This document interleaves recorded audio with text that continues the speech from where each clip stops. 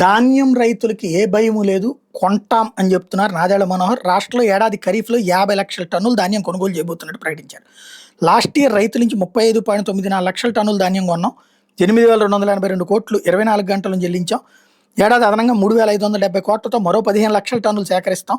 మొత్తంగా ఈసారి ధాన్యం కొనుగోలు మీద 11,582 కోట్లు ఖర్చు చేయబోతున్నామని చెప్పారు.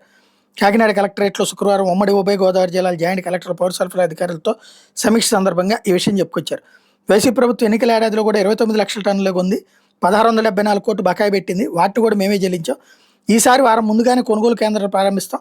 కేంద్రం నిర్ణయించిన ధర ప్రకారం కామన్ రకం క్వింటాలకు 2,369, ఏ గ్రేడ్ రకం 2,389 చొప్పున చెల్లించుకుంటాం. రైతులు ఎవరు దళారులను ఆశ్రయించొద్దు. మనమిత్ర వాట్సాప్ గ్రూప్ ద్వారా అమ్ముకోవచ్చు. నచ్చిన మిల్లుకి సరఫరా చేసుకోవచ్చు. రాష్ట్రంలో 41,000 స్కూళ్లు, 4,000 వసతి గృహాలకి సన్నబియ్యం ఇస్తున్నాం. దేశంలో రేషన్ కార్డులకు 96.5% ఈకేవైసీ పూర్తి చేసుకుంది కూడా రాష్ట్ర ప్రభుత్వం అని చెప్పుకొచ్చారు.